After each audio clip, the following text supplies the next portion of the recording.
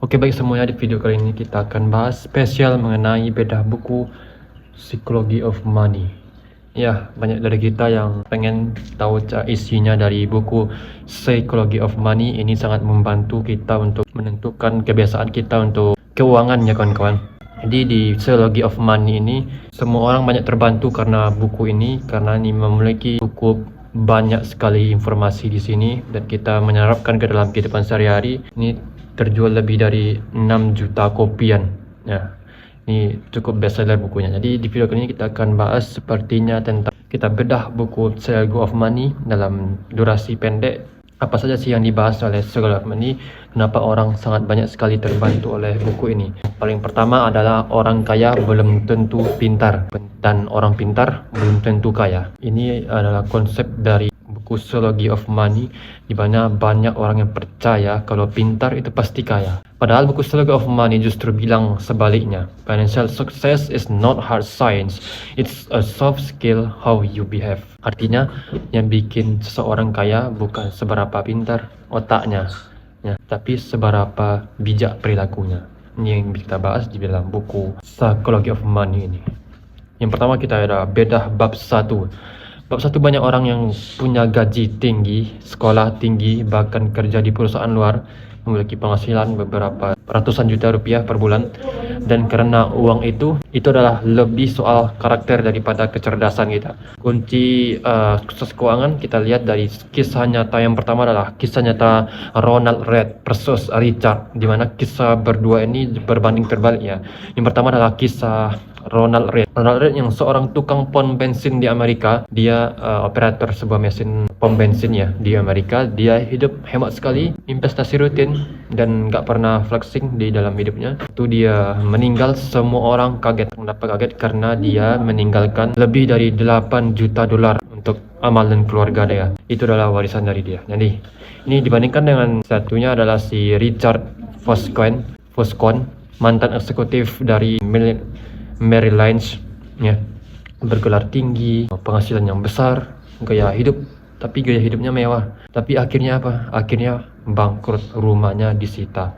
Ini adalah perbedaan keduanya. Jadi orang kaya bukan soal seberapa pintar Anda, tetapi seberapa bijak Anda menggunakannya. Ini adalah buku Psychology of Money. Siapa yang lebih kaya? Ya, yang pintar belum tentu. Tapi yang sabar, konsisten, dan punya kendali diri pasti lebih aman secara finansial. Ini kunci utamanya. Yang sabar, yang konsisten, yang punya kendali dalam diri sendiri, itu adalah kunci dari seseorang yang lebih menggapai kekayaan tersebut. Dalam Quran surah Al-Isra ayat 27 ya, innal mubadzirin kanu ikhwana syaiton. Sesungguhnya perbuatan yang boros itu adalah saudara-saudara setan. Wa kana syaitanu lirabbihi kafur, dan itu sangat ingkar kepada Tuhannya. Itulah adalah perilaku setan yang sangat keji dari perbuatan boros. Jadi kita sebaiknya jangan berlaku untuk sangat-sangat boros ya.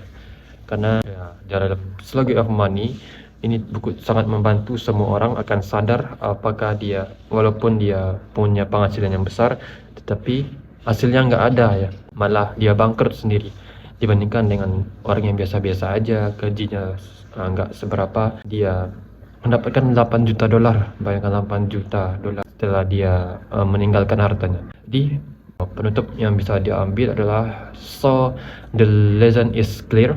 It's not about how much you know. It's about how well you behave with what you know. Be smart, but more than that, be wise. Because money doesn't respond is intelligence, its respond is behavior. Smart is good, wise is better. This is the Psychology of Money. Jadi yang dalam buku ini saya rangkum itu hanyalah pada bab satunya ya. Banyak sekali lagi pada bab-bab selanjutnya dan ceritakan ini. Sangat banyak sekali di buku ini. Seberapa banyak kalian coba-coba untuk meringkas buku ini di video-video pendek orang lain. Kita ambil seperti yang paling lama ya, 30 menit misal atau 20 menit. Itu enggak sama hasilnya dibandingkan dengan kita membacanya sendiri.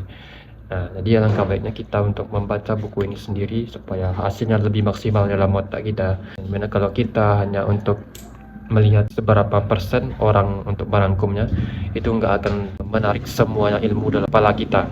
Jadi alangkah lebih baiknya kita beli buku Circle of Money untuk menambah wawasan kita untuk keuangan ke depannya, karena mendapatkan keuangan itu tidak sama dengan mempertahankan keuangan. Terima kasih, semoga video ini bermanfaat. Kita pamit undur diri. Assalamualaikum.